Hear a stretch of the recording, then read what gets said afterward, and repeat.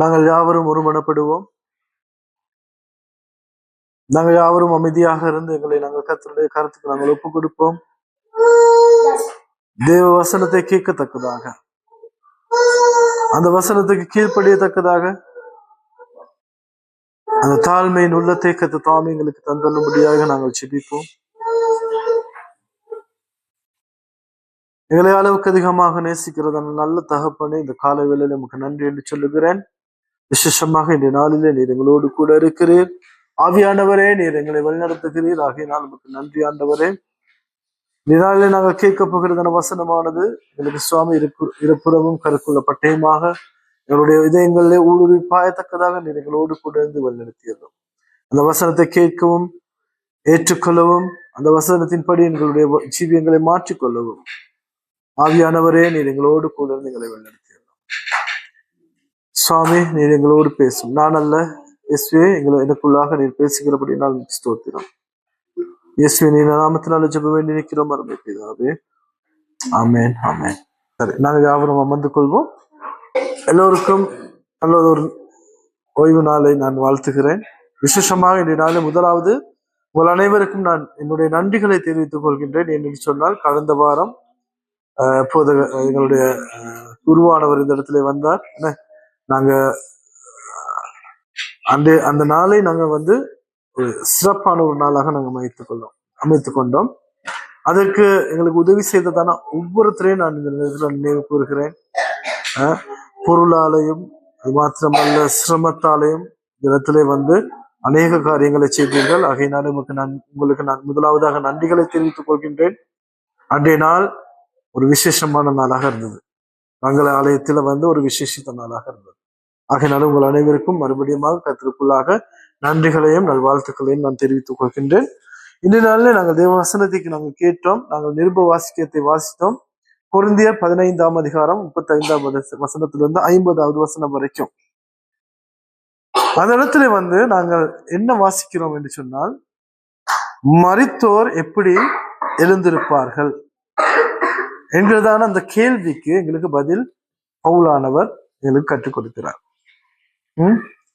நாங்க எல்லாரும் நினைச்சுக்கிட்டு இருக்கிறோம், எங்களுக்கு எல்லாருக்கும் தெரியும், நாங்க என்னது கேட்கிறதான ஒரு விஷயம், கேட்டதான ஒரு விஷயம் தான், நாங்க மரிக்கிற நாங்கள் மறுபடியும் உயிர்த்தெழ போகின்றோம்.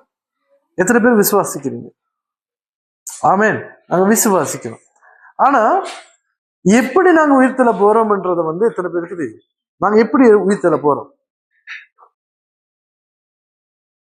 இந்த பவுல் இந்த பகுதியில பாருங்க, எங்களுக்கு பிரதானமாக 2 கேள்விகளுக்கு பதில் சொல்லுகிறார். இவங்க 2 கேள்விகளுக்கு பதிலை எங்களுக்கு கற்றுக் கொடுக்கிறார். ஒன்றுதான், நாங்க மறுபடியும் இந்த சரீரத்திலே உயிர்த்தெழ போகின்றோம். அது முதலாவது விடயம். 2வது விடயம், நாங்கள் உயிர்த்தெழுகிறதான நாங்கள் சதா காலமாக நாங்கள் எங்க பரத்துல நாங்கள் கர்த்தரோடு வாழ போகின்றோம். இந்த சதாகால ஜீவியத்தை பற்றி இந்த இடத்துல எங்களுக்கு கற்றுக் கொடுக்கிறார். நீங்க முற்காலத்துல பாத்தீங்கன்னு சொன்னா, முந்தின சபையில இல்லாவிட்டால் சபையானது இல்லாவிட்டால் சதிசியர்கள் இந்த மறுபடியும் உயிர்த்தெழ போகிறோம் என்பதை அவங்க விசுவாசிக்கவில்லை. இல்லாவிட்டால் எங்களுக்கு சதாகால வாழ்க்கை இருக்கிறது என்பதை அவங்க விசுவாசிக்கல. அதனாலதான் இந்த இடத்துல பவுலானவர், நாங்கள் மறுபடியும் எப்படி உயிர்த்தெழ போகின்றோம், இல்லாவிட்டால் மருத்துவர் எப்படி உயிர்த்தெழும்புவார்கள், இல்லாவிட்டால் சதாகால ஜீவன் எங்களுக்கு எப்படி கிடைக்க போகின்றது என்பதை கொரிந்தி சபைக்கு கற்றுக் கொடுக்கிறார். நாங்கள் 35ஆவது வசனத்தை நாங்கள் வாசித்தோம். 35ஆவது வசனத்திலே நாங்கள் பார்க்கிறோம், அது இப்படியாக சொல்லப்படுகிறது, ஆகிலும் மரித்தோர் எப்படி எழுந்திருப்பார்கள். பாருங்க, பவுல் எழுதக்குள்ளே கேட்கிறார், ஒரு கேள்வியில ஸ்டார்ட் பண்றாரு. ஒரு கேள்வியா தான் அதை ஸ்டார்ட் பண்றாரு. என்ன சொல்லப்படுது? ஆகிலும் மரித்தோர் எப்படி எழுந்திருப்பார்கள், எப்படிப்பட்ட சரீரத்தோடு வருவார்கள் என்று ஒருவன் சொல்வானாகில். எப்படி உயிர்த்தெழ போகிறாங்க, அது மட்டுமல்ல எப்படியான ஒரு சரீரத்திலே வரப்போறாங்க அப்படின்னு யாரும் சரி கேட்டா, என்ன சொல்ல வேண்டும் என்றது இந்த இடத்துல கற்றுக் கொடுக்கிறார். சரீரம் மறுபடியும் உயிர்த்தெழ போகிறது என்பதற்கான நல்ல சிறந்த உதாரணம் என்னது? உங்ககிட்ட கேட்டேன்னு சொன்னா என்ன சொல்லுவீங்க? இந்த சரீரம் மறுபடியும் உயிர்த்தெழ போகிறது, அதுக்கான சிறந்த உதாரணம் இது.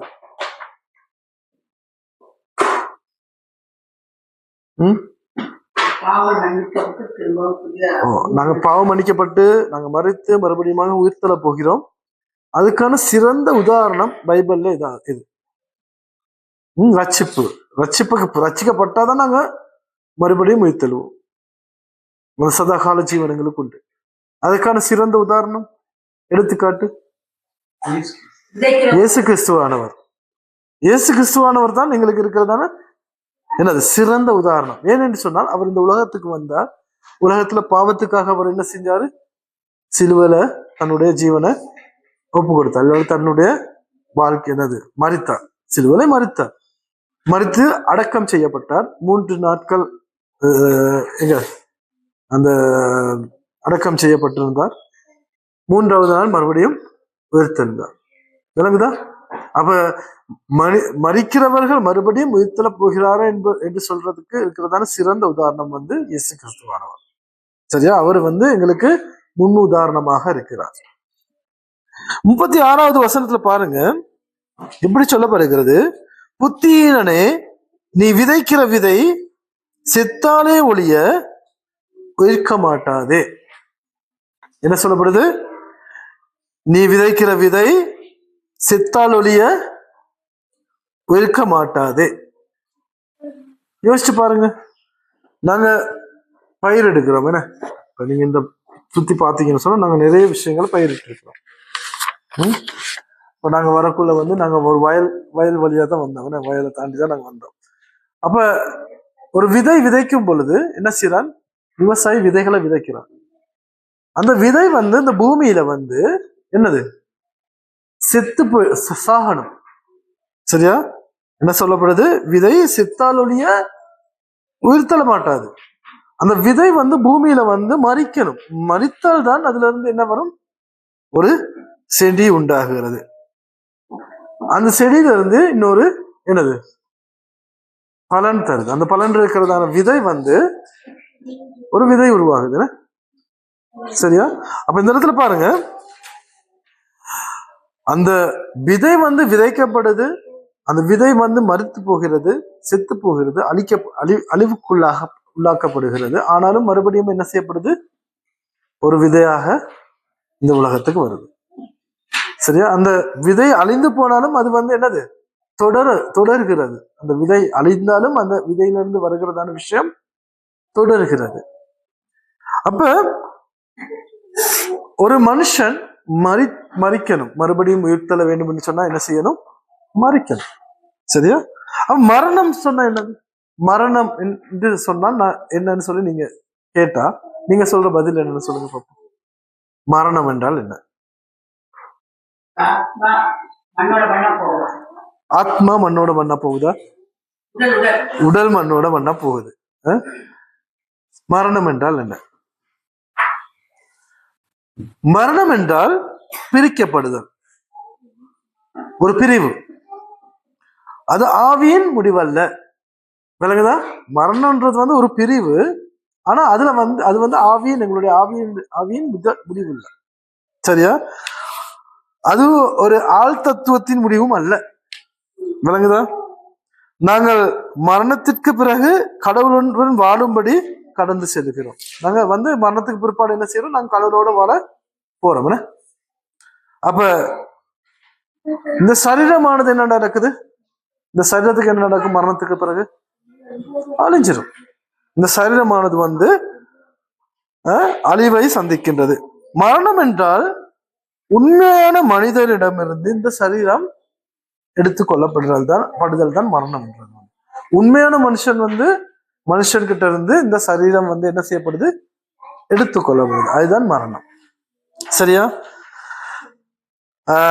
சரீரம் அழிந்து மண்ணாக போகிறது. நான் ஏன் சொல்லுகிறேன்னு சொன்னால், நீங்க பாருங்க, ஆண்டவர் ஆதாம உருவாக்குறாரு. ஆதாம எப்படி உருவாக்குறாரு? மண்ணினால உருவாக்குறாரு. மண்ணினால உருவாக்குறாரு. அவருடைய சாயலின் படி உருவாக்குறாரு. உருவாக்கிட்டு அவர் என்ன செய்யறாரு? தன்னுடைய சுவாசத்தை அவனுக்கு என்ன செய்யறாரு? ஊற்றுகிறார். சரியா? தன்னுடைய சுவாசத்தை கொடுக்கிறார். அப்பதான் அந்த மண்ணான மனுஷன் என்ன ஆகிறானா? அவன் ஒரு ஜீவாத்மா ஆகிறான். நீங்க பைபிள வாசிக்க, ஆதியாகம புத்தகத்துல வாசிக்க சொல்லப்படுது, தேவன் தன்னுடைய சுவாசத்தை மனிதன் மீது ஊதினார், அப்பொழுது அவன் ஒரு ஜீவ ஆத்மா ஆவானான்னு சொல்லப்படுகிறது. அப்ப இந்த மண்ணு மனுஷன் கிடையாது. உண்மையான மனுஷன் எது? தேவனால் எங்களுக்கு வழங்கப்பட்டதான் அந்த ஜீவாத்மா. ஜீவாத்மாவை தான் உண்மையான மனுஷன்.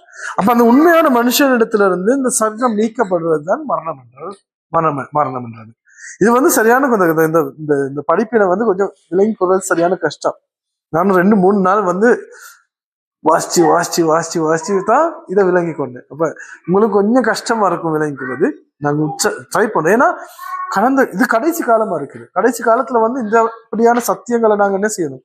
கற்றுக்கொள்ளணும், அறிந்து கொள்ளணும். இல்லாட்டி நாங்க எங்களுக்கு எதிர்காலத்துல என்ன நடக்க போகுதுன்னு சொல்லி எங்களுக்கு தெரியாது. ஏதோ நாங்க கிறிஸ்தவர்களா இருக்கிறோம், சர்ச்சுக்கு வரோம், ஏதோ பைபிளை வாசிக்கிறோம், போறோம், பாட்டு படிக்கிறோம்.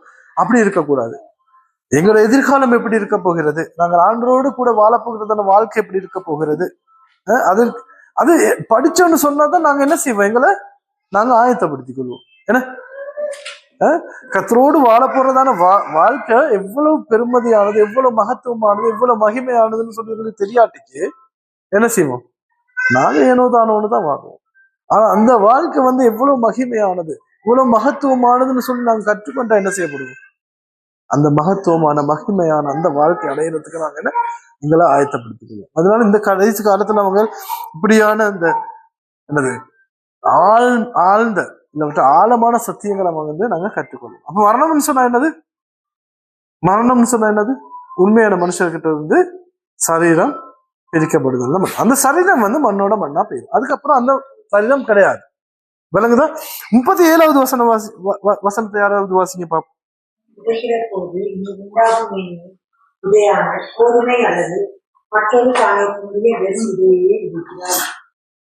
நீ விதைக்கும் பொழுது இனி உருவாகும் மேனியை விதையாமல் கோதுமை அல்லது மற்றொரு தானியத்தினுடைய வெறும் விதையே விதைக்கிறாய். நெல் எடுத்துக்கிட்டீங்கன்னு சொன்னா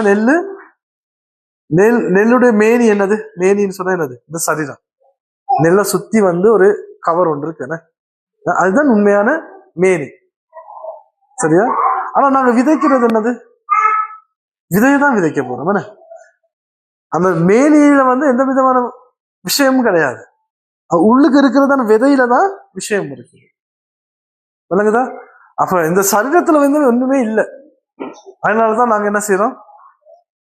என்னோட கோயிச்சுக்கிறவங்களோ தெரியாது, என்னது காலையில எழும்பினோடனே பல்ல விளக்கிட்டு மூஞ்செல்லாம் கழுவிட்டு என்ன செய்வோம்? ஏன்னா வீட்லயே இது நடக்கும். சரியா? கிரீம் எல்லாம் எடுத்து மூஞ்சில பூச வேண்டி எல்லாமே பூசி நாங்க அழகா இருக்கப்போம். கடைசியில் அதுக்கப்புறம் என்ன செய்வோம்? மூஞ்சி கழுவ என்ன செய்வோம்? கிரீம் பூசி இல்லாட்டி மேக்கப் பண்ணி ஒரு சில வச்சிருப்பாங்க, டிஷ்யூ ஒன்று வச்சுட்டு துடைப்பாங்க, இப்படி துடைப்பாங்க. ஏன்னா மேக்கப் இல்லாம போயிடக்கூடாது. மேக்கப் இல்லாம போனா எங்களை உண்மையான முகம் தெரிஞ்சிடும். சரியா? உண்மையா நாங்க எப்படியாப்பட்டவங்கன்னு சொல்லி தெரிஞ்சிடும். ஆனா பாருங்க, நாங்க இந்த அழிந்து போகிறதான இந்த உடலுக்காக நாங்க எவ்வளவு பிரயாசப்படுறோம்னு பாருங்க. இந்த அழிஞ்சு போறதான இந்த உடல், மண்ணுக்கு மண்ணா போறதான இந்த உடலுக்காக நாங்க எவ்வளவு பிரயாசப்படுறோம். ஆனா நாங்க ஒரு நாளாவது அது உண்மையான மனுஷன் யாரு? உண்மையான மனுஷன் யாரு? எங்களுடைய ஆத்மா. இந்த ஆத்மாவை அழகா வச்சுக்கணும். இந்த ஆத்மாவை நாங்க பரிசுத்தமா வச்சுக்கணும். இந்த ஆத்மாவை கற்றதுக்கு ஏற்றதான ஒரு என்னது ஆத்மாவை நான் வச்சுக்கணும் அப்படின்றது நாங்க அந்த அளவு பிரயாசப்படுறோமான்னு சொல்லுங்க பாப்போம். சரியான குறைவு. நாங்க ஆத்மாவை பத்தி யோசிக்கிறது கிடையாது. இந்த விதைன்னு சொல்லி இந்த இடத்துக்கு கதைக்கப்படுறது ஒரு எடுத்துக்காட்டு. இந்த விதையை வச்சு பவுலானவர் எங்களுக்கு என்னது சத்தியத்தை எங்களுக்கு சொல்லிக் கொடுக்கிறார். விதை எப்படி மறிக்கிறதோ அந்த மாதிரி நாங்களும் என்ன செய்ய போறோம்? அடக்கம் செய்யப்பட போறோம். அடக்கம் செய்யப்பட்டு இந்த மண்ணுக்கு மண்ணா நாங்க போறோம். ஆனா என்ன செய்யப்பட போகிறது? எங்களுடைய உள்ளார்ந்த மனிதன், எங்களுடைய உண்மையான மனிதன் யாரு? எங்களுடைய ஆத்மா உயிர்த்தெழ போகிறது. இயேசு கிறிஸ்துவானவர் தான் முதற் கனியாக இருக்கிறார். நாம் எல்லாரும் அவரை போல என்ன செய்ய போறோம்? பின்தொடர போகிறோம். இயேசு தான் முதல் கனி. அவர் தான் எங்களுக்கு முன்மாதிரி. என்ன, அவர் இந்த உலகத்துக்கு வந்தார், மரித்தார், அடக்கம் செய்யப்பட்டார், மறுபடியும் உயிர்த்தெழுந்தார். அந்த மகிமையின் சரீரத்திலே இந்த உலகத்துல 40 நாட்கள் வாழ்ந்தார். என்ன, மகிமையின் சரீரத்துல 40 நாள் வாழ்ந்தார். அவர் மறுபடியும் என்ன செய்யப்பட்டார்? பரலோக ராஜ்யத்துக்கு எடுத்துக்கொள்ளப்பட்டார். இன்று அவர் தேவனுடைய வலது பாயசத்திலே வீற்றிருக்கிறார். இந்த மகிமையான வாழ்க்கை உங்களுக்கும் எனக்கும் உண்டு. எனக்குதான் அந்த கிறிஸ்து வந்து கிறிஸ்துவானவர் வந்து முதற்கனி. அவர் எங்களுக்கு முன்மாதிரியாக இந்த உலகத்துக்கு வந்தவர்.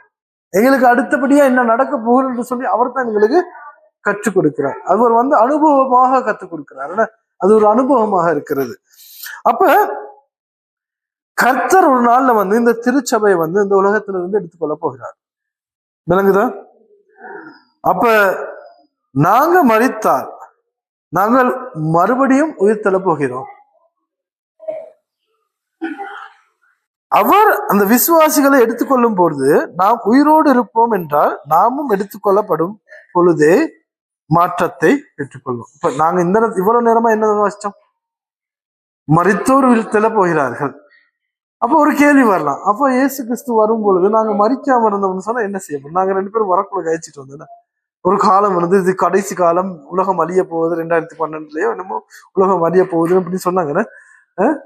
அப்ப நீங்க யோசிச்சு பாருங்க. இப்ப இந்த இடத்துல நான் வச்சிட்டது மரித்தோர் உயிர்த்தெழ போகிறார்கள். அவ மரிக்காதவங்க இப்ப ஆண்டவர் வந்தா நாங்க என்ன செய்யப்படுவோம்? என்ன செய்யப்படுவோம்? நாங்களும் என்ன செய்ய போறோமா? ஒரு நொடி பொழுதுல, ஒரு நொடின்னு சொன்னது கண்ணிமை பொழுதுல வந்து என்ன செய்ய போறோம்? நாங்களும் மறுரூபமாக்கப்பட போகின்றோம். விளங்குதா? என்னது? அந்த மாற்றத்தை எங்களுக்குள்ளேயும் வரும், மறுரூபமாக்கப்படுவோம். அந்த சரீரம் வந்து எல்லாத்துக்கும் தெரியாது. இப்ப பைபிள்ல நீங்க வாசிச்சீங்கன்னு சொன்னா உங்களுக்கு தெரியும். 2 பேர் வந்து மாவு ஆட்டிக்கிட்டு இருப்பாங்க, மாவு இடிச்சுக்கிட்டு இருப்பாங்களாம். ஒருத்தர் வந்து எடுத்துக்கொள்ளப்பட்டுருவாங்க, ஒருத்தர் வந்து பூமியில விடுவாங்க. எடுத்துக்கொள்ளப்பட்டவர் எப்படி இருப்பாருன்னு சொல்லி யாருக்கும் தெரியாது. விளங்குதா? அவரும் இருக்க மாட்டார் பூமியில, அவரு மற்றவங்களுக்கு விளங்காது. அப்ப நாங்க மறுபடியும் கர்த்தர் இந்த உலகத்துக்கு வரும் பொழுது, இந்த பூமியில இருந்து இந்த சபையில் அவர்கள் விசுவாசிகளை அவர் எடுத்துக்கொள்ள போக வரும் பொழுது மருத்துவர் என்ன செய்யப்படுவார்களாம்? உயிர் தருவார்கள். விளங்குதா? அதே மாதிரி இந்த உயிரோடு இருக்கிற நாங்களும் என்ன செய்யப்பட போகிறோம்? எடுத்துக்கொள்ளப்பட போகின்றோம். எப்படி எடுத்துக்கொள்ளப்பட போகின்றோம்? எனது மறுரூபமாக்கப்பட்டதான ஒரு சரீரமாக எடுத்துக்கொள்ளப்பட போகின்றோம். அப்ப அது விதையானது அதே மற்றும் ஒரே சரீரத்தை தருவதில்லை. விதைய இப்ப நீங்க யோசிச்சு பாருங்களேன். இப்ப நாங்க ஒரு விதைய விதைக்கிறோம். இந்த விதைக்கிற விதை முளைச்சு கனி கொடுத்து இன்னொரு விதையை கொடுக்குறது தானே. அந்த விதையும் நாங்க விதைத்த விதையும் ஒன்றா? ஒரு மாதிரி இருக்கும். சரி, ஒரு மாதிரி இருக்கும். பட்டர் ஃப்ரூட்னு சொன்னா பட்டர் ஃப்ரூட்ல வந்து பட்டர் ஃப்ரூட் விதை தான் வரும். சரியா? மாங்காய் விதை வராது. பட்டர் ஃப்ரூட் போட்டோம்னா பட்டர் ஃப்ரூட் காய்ச்சி பட்டர் ஃப்ரூட்ல இருக்கிறது பட்டர் ஃப்ரூட் விதையா தான் இருக்கும். ஆனா நாங்க விதைத்த விதை வேறு, நாங்க என்னது இருக்கிற இந்த மறுபடியும் கிடைக்கிறதான விதை ரெண்டும் ஒரு மாதிரி இருக்குமே தவிர, ஆனா அது ரெண்டும் உண்டல்ல. அப்ப மரித்ததுக்கு பிற்பாடு எங்களுடைய சரீரம் உயிர்த்தெழ போகிறது. அந்த உயிர்த்தெழுகிறதான சரீரம் வந்து ஒரே மாதிரி இருக்கும், ஆனா உண்டல்ல. விளங்குதா? மரித்து போன சரீரத்துக்கும் உயிரோடு எழும்பப்படும் சரீரத்துக்கும் உள்ள வித்தியாசங்கள், பெரிய வித்தியாசம் இருக்குது. பெரிய வித்தியாசங்கள் இருக்குது. விளங்குதா? அப்ப நாங்க மரித்து அடக்கம் செய்யப்படும் பொழுது நாங்க இப்படி இருப்பேன். ஆனா நான் மறுபடியும் எழும்பக்குள்ள என் சரீரம் இப்படி இருக்காது, ஒரே மாதிரி இருக்கும், ஆனா இப்படியான சரீரமா இருக்காது. விளங்குதா? அப்ப 42வது வசனத்தை கொஞ்சம் நாங்க வாசிப்போம். 42. அப்படியே இருக்கும். அழிவுள்ளதாய் விதைக்கப்படும், அழிவில்லாததாய் எழுந்திருக்கும். எப்படி? விதைக்கிற விதையும் மறுபடியும் கிடைக்கிறதானே, இல்லாட்டி நாங்க மறிக்கிறோம், உயிர்த்தல போகிறோம். உயிர்த்தல போகிறதான சரீரம் எப்படி இருக்கிறது என்று சொல்லி இடத்துல சொல்லப்படுது. என்னது? அழிவுள்ளதாய் விதைக்கப்படும். நாங்க வந்து என்னது? நாங்க மண்ணான மனுஷர்கள். என்ன? நாங்க மண்ணினால் உருவாக்கப்பட்டவங்க. நாங்க மண்ணுக்கு மறுபடியும் திரும்பி செல்ல போகிறோம். இந்த மண்ணோட மண்ணாக நாங்க ஒன்று சேர்ப்போம். அது வந்து அழிவுள்ள ஒரு சரீரம். ஆனா நாங்க உயிர்த்தெழும் பொழுது அந்த சரீரம் வந்து என்ன செய்யப்படுது போகுதாம்? அழிவில்லாததாய் எழும்ப போகிறது. விளங்குதா? 43வது வசனத்தை வாசிங்க பார்ப்போம். பலவீனம் உள்ளதாய் விதைக்கப்படும், மகிமை உள்ளதாய் எழுந்திருக்கும். பலவீனம் உள்ளதாய் விதைக்கப்படும், பலமுள்ளதாய் எழுந்திருக்கும். ஆமென். கனவீனம் உள்ளதாய் விதைக்கப்படும், மகிமை உள்ளதாய் எழுந்திருக்கும். பலவீனம் உள்ளதாய் விதைக்கப்படும், பலன் உள்ளதாய் எழுந்திருக்கும். எங்களுக்கு கொடுக்க போறதான புதிய சரீரமானது என்னது? மகிமையான பலன் உள்ள ஒரு சரீரமாக இருக்க போகிறது. விளங்குதா? 44வது வசனத்துல இப்படி சொல்ல போறது, ஜென்ம சரீரம் விதைக்கப்படும், ஆவிக்குரிய சரீரம் என்ன செய்யப்படுதாம்? இருந்திருக்கும். ஜென்ம சரீரம் உண்டு, ஆவிக்குரிய சரீரமும் உண்டு. விளங்குதா? ஜென்ம சரீரம் உண்டு, ஆவிக்குரிய சரீரம் உண்டு. அப்ப உயிர்த்தெலும்ப போறதான சரீரம் வந்து ஆவிக்குரியதா இல்லாவிட்டால் சரீரத்துக்குரியதா? ஆவிக்குரிய ஒரு சரீரம் தான் எழுந்திருக்க போகிறது. அப்ப நாங்க உயிர்த்தெழ போகின்றோம். நாங்க முதல் ஒரு கேள்வி சொன்னேன்னா, நாங்க மரித்தோர் எப்படி எழுந்திருப்பார்கள்? மரித்தோர் எப்படி எழுந்திருப்பார்கள்? நாங்கள் வந்து அடக்கம் செய்யப்பட போகின்றோம். மண்ணான சரீரம் மண்ணுக்கு செல்ல போகின்றது. ஆனாலும் உயிர்த்தெழப்பட போகிறதான சரீரம் எப்படியாக இருக்க போகுதாம்? அது மகிமுள்ள பலன்முள்ள சரீரமாக இருக்க போகிறது. அது ஆவியான சரீரமாக இருக்க போகிறது. விளங்குதா? எழும்பப்படுகிறதான சரீரம் ஆவிக்குரிய சரீரம் ஆகும். அப்ப ஆவிக்குரிய சரீரமானதனால் அது என்ன செய்யப்படுமாம்? ஆவியானவரால் நடத்தப்படுகிறதான ஒரு சரீரமா மாறப்போகிறது. இல்லாவிட்டால் அந்த சரீரத்தை ஆள போறது யாரு? ஆவிக்குரிய சரீரத்தை ஆள போறது யாரு? ஆவியானவர். விளங்குதா? 45வது வசனம் பாருங்க. அந்தபடியே முந்தின மனுஷனாகிய ஆதாம் ஜீவாத்துமாவானான் என்று எழுதியிருக்கிறது. பிந்தின ஆதாம் உயிர்ப்பிக்கிற ஆவியானவர். விளங்குதா? முந்தின ஆதாம் யாரு? ஆதியில இயேசு கிறிஸ்துவான சிருஷ்டித்த ஆதாம் வந்து அவர் வந்து ஒரு மண்ணான சரீரம். முந்தின மனிதன் வந்து நாங்க வாசிச்சோம் என்ன? அழிவுள்ளதாய் விதைக்கப்படும். அழிவுள்ள ஒரு சரீரம் தான் ஆதாம் கொடுக்கப்பட்டது. ஆனா ஆதாமுக்குள்ள வைத்ததான என்னது? இயேசு தேவனுடைய சுவாசம். என்ன? சுவாசத்தை விட்டுனார். அதுக்கு பிறகு அவர் வந்து ஒரு ஜீவாத்மாவானார். அப்ப முந்தின மனுஷனாகிய ஆதாம் வந்து ஜீவாத்மாவானான் என்று எழுதப்படுகிறது. பிந்தின ஆதாம் உயிர்ப்பிக்கிற ஆவியானவர். சரியா? அப்ப பிந்தின ஆதாம் யாரு? இயேசு கிறிஸ்துவானவர். அவர் வந்து எங்களை உயிர்ப்பிக்கிற ஆவியானவராக இருக்கிறார். விளங்குதா? அப்ப 46வது வசனம் பாருங்க. ஆகிலும் ஆவிக்குரிய சரீரம் முந்தினதல்ல.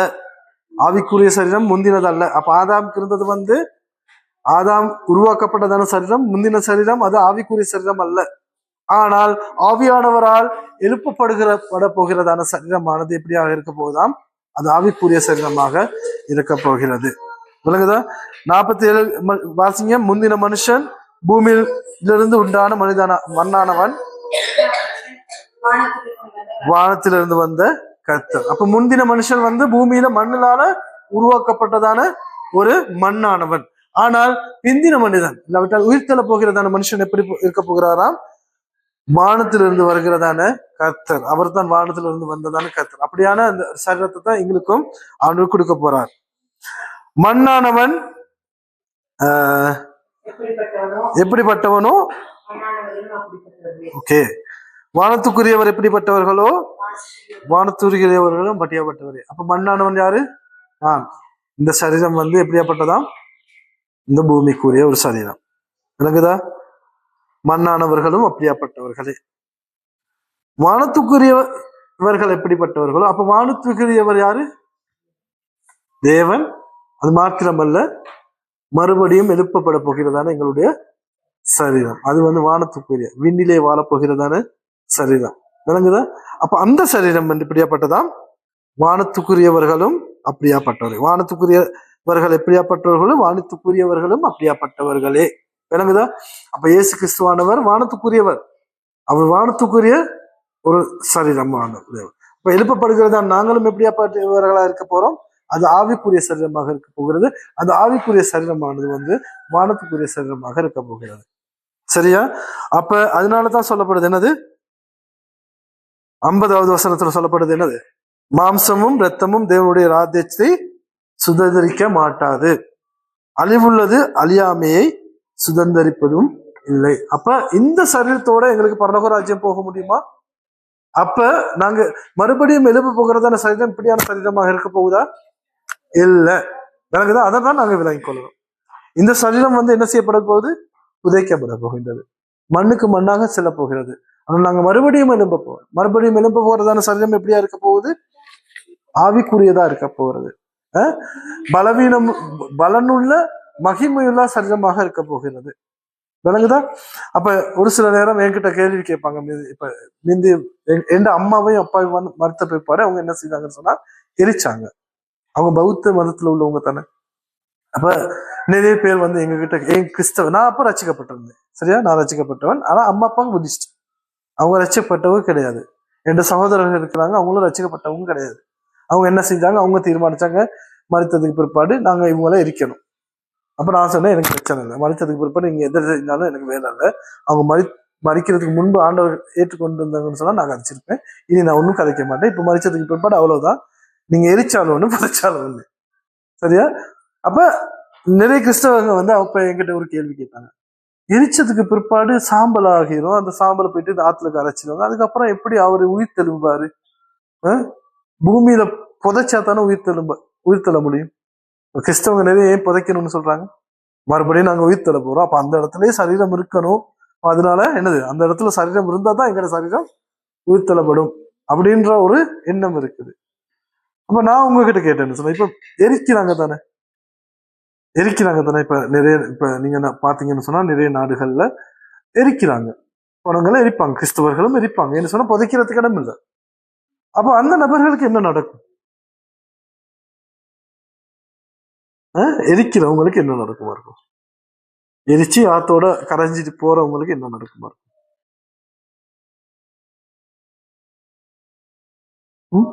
யாருக்காவது பதில் ஒன்று இருக்குதா?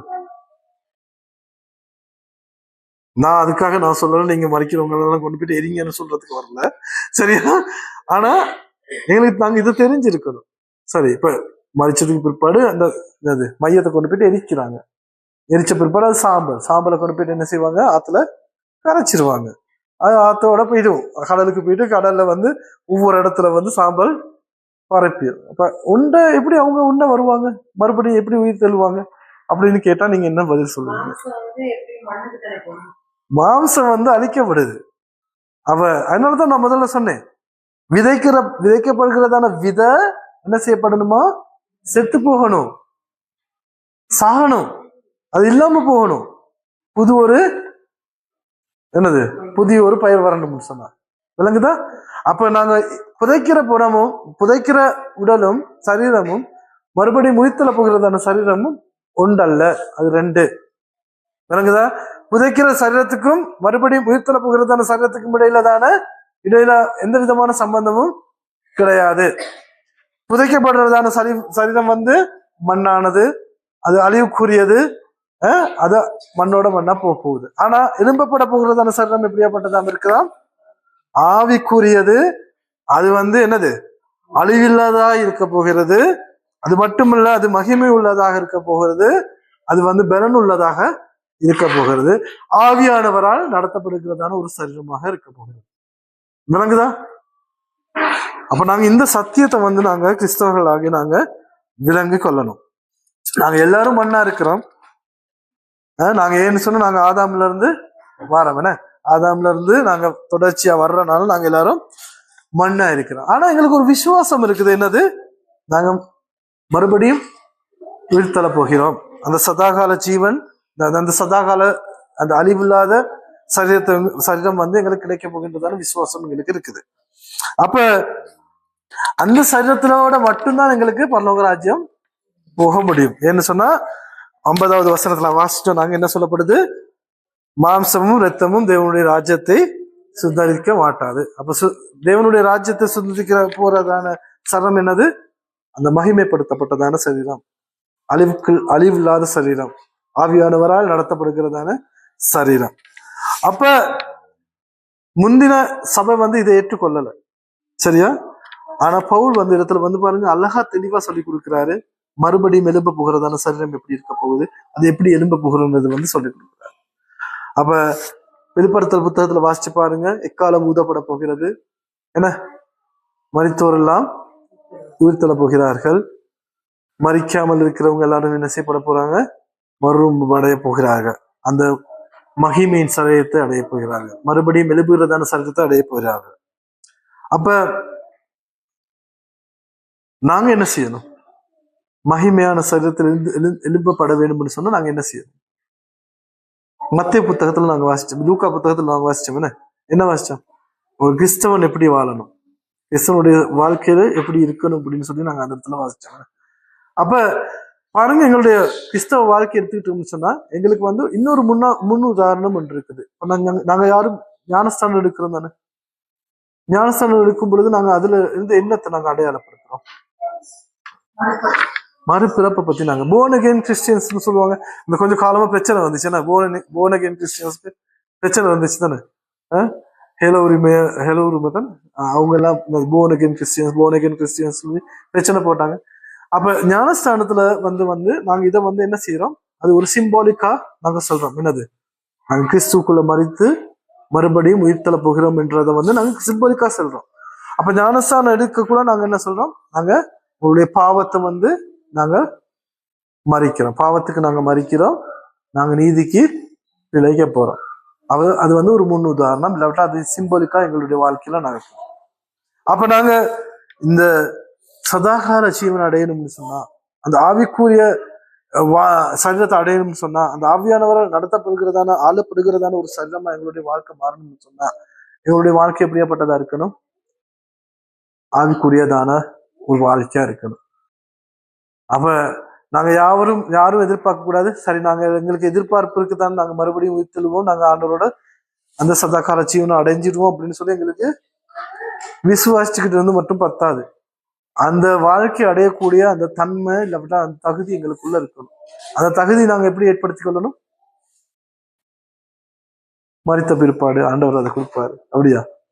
இல்ல, நாங்க இந்த இந்த உலகத்துல உயிரோடு வாழும் பொழுது நாங்க எந்த அளவு ஆண்டவருக்கு உண்மையா இருக்கிறோம், எந்த அளவு நாங்க ஆவிக்குரியவர்களா இருக்கிறோம். ஆவிக்குரியவர்கள் சொன்ன என்னது? முதல்ல சொன்னேன், ஆவிக்குரியவர்கள் சொன்ன என்னது? ஆவிக்குரிய சரீரம் எப்படியாப்பட்டது? அழிவில்லாதது. அது மட்டுமில்ல, ஆவிக்குரிய சரீரம் தேவ ஆவியானவரால் நடத்தப்படுகிறதான ஆளுகிறதான ஒரு சரீரமா இருக்கிறது. அப்ப இந்த உலகத்துல நாங்க வாழும் பொழுது எங்களுடைய சரீரம் இருக்குது, ஓகே. ஆனா எங்களுக்கு உள்ளாண்ட ஒரு மனுஷன் இருக்கிறார். அது யாரு? அதுதான் உண்மையான மனுஷன், சரியா? அந்த உண்மையான மனுஷன் இந்த சரீரத்திலிருந்து ஒரு நாள் பிரிக்கப்பட போகுது. அந்த பிரிக்கப்பட போகிறதான மனுஷன் மறுபடியும் எழும்பணும்னு சொன்னா, சரியா? மறுபடியும் எழும்பணும்னு சொன்னா, அந்த அழிவில்லாத அந்த எனது ஆவிக்குரிய வாழ்க்கை, அந்த ஆவிக்குரிய சரீரத்தை அடையணும்னு சொன்னா, சதாகாலங்களாக தேவனுடைய ராஜ்யத்தில் வாழணும்னு சொன்னா, இந்த பூமியில வாழும் மட்டும் நாங்க என்ன செய்யப்படணுமா? ஆவியானவரால் நடத்தப்படுகிறதான நபர்களா நாங்க இருக்கணும். விளங்குதா? பரலோக ராஜ்யத்தின் வாழ்க்கை எங்களுடைய வாழ்க்கையின் தொடர்ச்சி மட்டும்தான், தொடர்ச்சி, சரியா? அப்ப அந்த வாழ்க்கையை நாங்க வாழணும்னு சொன்னா, இந்த பூமியில இருக்கிறதான வாழ்க்கை ஆவியானவரால் நடத்தப்படுகிறதான ஒரு வாழ்க்கையா இருக்கணும். விளங்குதா? பிரதர் வரக்குள்ள ஒரு உதாரணத்தை சொன்னாரு. ஃபாதர் ஒருத்தர் சொன்னாரா ஒரு சிஸ்டரை பத்தி.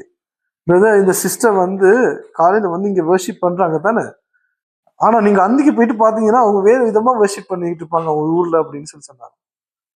என்னது? இந்த இடத்துக்கு வந்தோன்னு பயம், பக்தி, அம்மா விசுவாசம் பெருகும், என்னது வலிந்து ஓடும் ஆக்கள் கிட்ட. ஆனா நீங்க அன்றைக்கு போயிட்டு வீட்டுல போயிட்டு பாத்தீங்கன்னு சொன்னாதான் இந்த விசுவாசம், இந்த பக்தி, இந்த பரிசுத்தம் எல்லாம் எங்களுக்கு பார்க்க முடியும். எனக்குதான் இந்த இடத்துல இருக்கிறவங்க அப்படின்னு நான் சொல்லல, சரியா? நான் சொல்லவும் மாட்டேன், எனக்கு தெரியாது உங்களை பத்தி. அப்ப நாங்க என்ன செய்யப்படணும்? நாங்க ஆவியானவரால் நடத்தப்படுகிறதான ஜனங்களா நாங்க இருக்கணும். ஆவியானவர்கள் நடத்தப்படணும்னு சொன்னா எப்படி? ஆவியானவர் வந்து காலையில எழுப்பி வா போ அப்படின்னு கூட்டிட்டு போவாரா? இல்ல. அப்ப ஆவியானவர்கள் நடத்தப்படுகிறதான நபர்கள் எப்படி இருக்கணும்? எப்படி இருக்கணும்? இரவும் பகலும் தேவ வசனத்தை தியானிக்கிறவர்களா இருக்கணும். தியானம் செய்யறது மாத்திரமல்ல, அதை ஏற்றுக்கொள்ளக்கூடிய அந்த தாழ்மையின் மனம் எங்களுக்குள்ள இருக்கு. நான் ஜபிக்கக்குள்ளதான் ஜபிச்சேன்.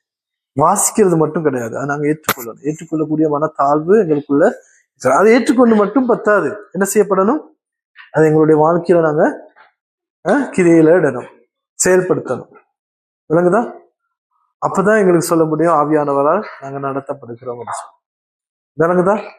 அப்ப இந்த நாள்ல நாங்க ஆண்டவர்கிட்ட கேட்க போறோம், ஆண்டவரே ஆழமான சத்தியங்களை கற்றுக்கொள்ள நீர் எங்களுக்கு கிருபை தாரு. இது நான் கொஞ்சம் தான் கற்றுக் கொடுத்தேன் உங்களுக்கு. நீங்க இந்த அதிகாரத்தை நீங்க தொடர்ச்சியா வாசிங்களே. அது 58 வசனங்கள் இருக்குது. அந்த தொடர்ச்சியா நீங்க வாசிக்கும் பொழுது நிறைய விஷயங்கள் உங்களுக்கு கற்றுக்கொள்ளலாம். சரியா? அதனால நாங்க கிறிஸ்தவர்கள், நாங்க ரசிக்கப்பட்டோம் அப்படின்னு நாங்க சும்மா இருந்து சரி வராது. உண்மையான சத்தியங்கள் எங்களுடைய வாழ்க்கையில எதிர்காலத்துல என்ன நடக்க போகுது, எதிர்காலத்துல நடக்கிறதான விஷயங்களுக்கு நாங்க எப்படி இப்ப எங்களை ஆயத்தப்படுத்திக் கொள்ளணும், அதுகளை நாங்க கற்றுக்கொள்ளணும். கற்றுக்கொள்றது மட்டுமில்ல, நாங்க அதுக்காக எங்களை அர்ப்பணிக்கணும். விளங்குதா? அப்ப அதனால நாங்க இந்த நாள்ல நாங்களுடைய வாழ்க்கையை நாங்க தேவனுடைய கரத்துக்கு நாங்கள் ஒப்பு கொடுப்போம். நாங்கள் யாரும் எழுந்து நிற்போம். ஒரு சில நேரம் எழுந்து நின்று நாங்கள் தேவனிடத்துல கேட்போம், கர்த்தாவே இன்றைய நாளிலே எங்களை நீர் ஏற்றுக்கொள்வோம். இன்றைய நாளிலே நாங்கள் வாசித்த வசனத்தின்படி நாங்கள் ஒரு நாளிலே மரிக்க போகின்றோம். அவருடைய உண்மையான மனிதன் இந்த சரீரத்திலிருந்து பிரிக்கப்பட போகின்றது. இந்த சரீரமானது மண்ணுக்கு மண்ணாக போக போகிறது. இந்த சரீரம் இல்லாமல் போக போகிறது. இது அழிவுக்குரிய சரீரமாக இருக்கிறது. ஆனாலும் ஒரு நாளிலே நாங்கள் மறுபடியுமாக உயிர்த்தெழ போகின்றோம். நீர் வரும் பொழுது, நீர் இந்த சபையை எடுத்துக்கொள்ள வரும் பொழுது, இந்த விசுவாசிகளை எடுத்துக்கொள்ள வரும் பொழுது, மரிக்கிற நான், மரித்தவர்களும் உயிரோடு இருக்கிறவர்களும் எல்லோரும் என்ன செய்யப்பட போகிறார்களாம்? மறுரூபமாக்கப்பட போகிறார்கள், உயிர்த்தெழப்பட போகிறார்கள். அந்த சரீரமானது மகிமையின் சரீரமாக இருக்க போகிறது, பலமுள்ள சரீரமாக இருக்க போகிறது, அழிவில்லாத ஒரு சரீரமாக இருக்க போகிறது, ஆவியானவரால் ஆள்கிறதான, ஆவியானவரால் நடத்தி செல்லுகிறதான ஒரு சரீரமாக இருக்க போகிறது. ஆகையினால நாங்கள் இந்த காலைகளை ஒப்புக் கொடுப்போம். அந்த சரீரத்தை பெறத்தக்கதாக இந்த பூமியில வாழ்கிறதான நாங்கள் இந்த பூமியின் வாழ்க்கையை சரிப்படுத்திக் கொள்ள, கர்த்தருக்கு ஏற்ற ஆவியானவரால் நடத்தப்படுகிறதா ஒரு சரீரமாக மாற்றிக்கொள்ள, ஒரு ஆத்மாவாக மாற்றிக்கொள்ள கர்த்தர் தாமே எங்களை வழிநடத்தும்படியா நாங்கள் கர்த்தருடைய கருத்துக்கு நாங்கள் ஒப்புக்கொடு.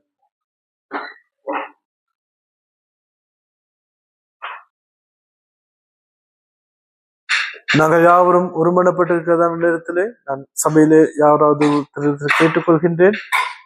நாங்கள் கேட்டதான வசனத்துக்காக நன்றி செலுத்தி செப்பிக்கும்படியாக